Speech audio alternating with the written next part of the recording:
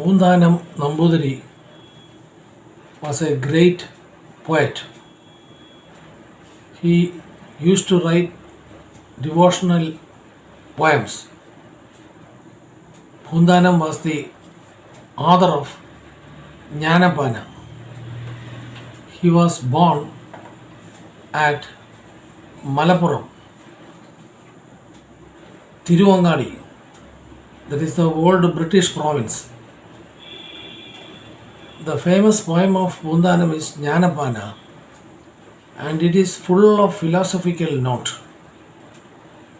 The impermanence of human life and also the transformation of the human body and the permanence of the soul, the importance of Jivatma, all these are clearly specified in Poontanam's Jnanapana.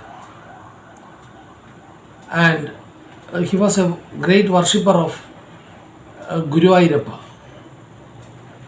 Once he was on the way to Guruvayur temple. Usually he used to go on Mondays. There is a special puja on all Mondays. So in order to attend that puja on Monday, he regularly visits the Guruvayur temple. It is called Thingal Bhajan. He used to sit there as bhajan, and as usual, one day he was going to Guruvayur temple and he reached a lonely place. There he was attacked by a group of robbers consisting of 3 or 4, and they thought Poontanam had sufficient money, and they started troubling Poontanam, beating and troubling him. Then Poontanam cried aloud, "O Guru Ayyappa." At first there was no response. Then Poontanam sang a song, and the contents of the song is like this: "You had shown much enthusiasm to save Panchali when she was in danger. You have also shown great enthusiasm for Gajendra Moksha. At the proper time, you intervened. I am your great devotee. Where have you gone that eagerness? Please help me," he cried. This reached the ears of Guru Ayyappa, Lord Krishna. Lord Krishna changed his form. He came as Mangatachan. Mangatachan, he was the warrior and the soldier of King Samurai. So Krishna changed his form and assumed the form of Mangatachan. He came on the horseback, riding in full speed, and came on that spot. He arrived on that particular spot. And this Mangatachan defeated all these enemies, these robbers, and all of them fled away.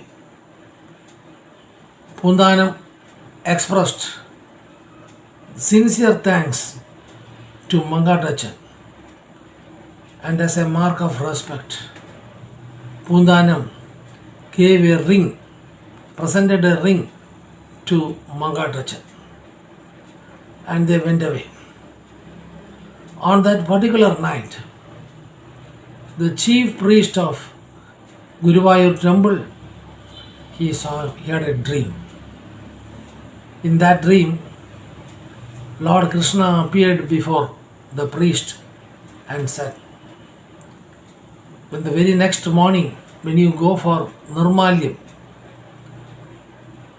you would be able to see a ring very near the idol. And that idol, that ring belongs to Poontanam. And you have to hand it over to Poontanam.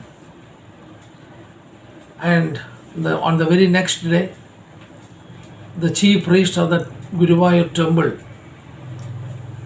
he reached the temple and he was removing the old flowers and garlands placed on the idol.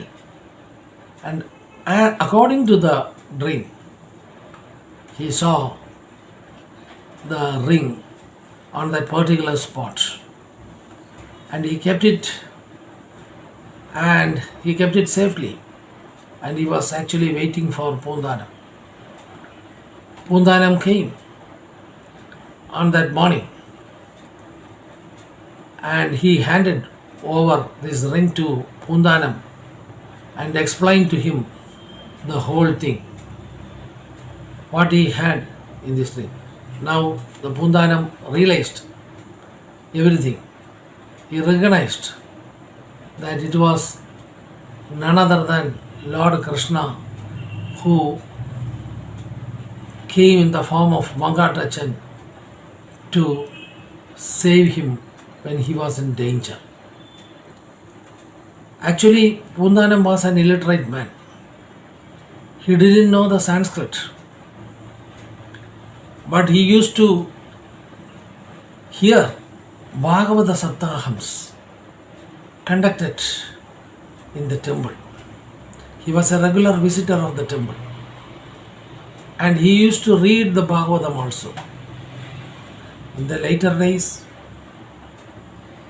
he used to lecture Bhagavatam. He became famous also.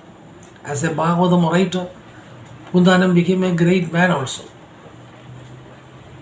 And Poontanam Nambudiri was the contemporary of Melpattur Narayana Bhattadiri. Melpattur Narayana Bhattadiri was the writer of Narayaniyam, the very famous poem Narayaniyam. And he was the author of this Narayaniyam. Anyhow, this Melpattur didn't like Poontanam because he considered him as a low man, an illiterate man. He didn't have any knowledge, sufficient knowledge or education. Melpattur, he was a great scholar and he knew many things. So naturally, the learned and intelligent men or students, naturally they have aversion towards poor students. Likewise, this Melpattur also had great aversion towards Poontanam. And once Poontanam wrote a poem praising Lord Krishna, and he wanted to check it whether there is any error in the poem. So Poontanam appeared before Melpattur and requested him to correct if there is any error in his writings. But Melpattur rejected it. Melpattur said he was not in a mood to do so and he was not ready to do it. He ridiculed Poontanam. Poontanam went away and he started crying. He lay down in a corner and wept a lot. Suddenly, a loud noise came from the temple, the voice of Krishna. It was so loud, and according to that, Krishna said to Melpattur, "Oh Melpattur, I prefer Poontanam's bhakti to your vibhakti. I like Pundanam than you. Why? Pundanam, he was very sincere devotee. His mind is very pure and clear. And he had a sincere devotion to me. Even if you are very learned, a scholar, and well versed in many things, including Sanskrit, I don't mind you. Even if Pundanam is illiterate, I like Pundanam. God prefer pure-minded persons. Jesus Christ also said this thing. I lie in pure-minded person's heart. Anyhow, as soon as Melpatur heard this, he got guilty. Anyhow, Melpatur came to Pundanam and apologized for his mistake and corrected his poem. There is nothing to make any amendments, and it is very okay, and you can this poem is very good, well and good. And Pundanam, he was a very great poet and a sincere devotee of Guruvayurappa. And once Pundanam, when he became very old, he was unable to walk and reach the temple because of the old age. So Guruvayurappan said to Pundanam, hereafter you need not come to my temple. You stay at your residence. I will come and meet you there. And on the left side of his residence, he built a temple and worshipped Krishna there. At last, Lord Krishna came in a plane made of flowers, and he was greeted warmly, and this Lord Krishna had taken Pundanam to his abode Vaikunta.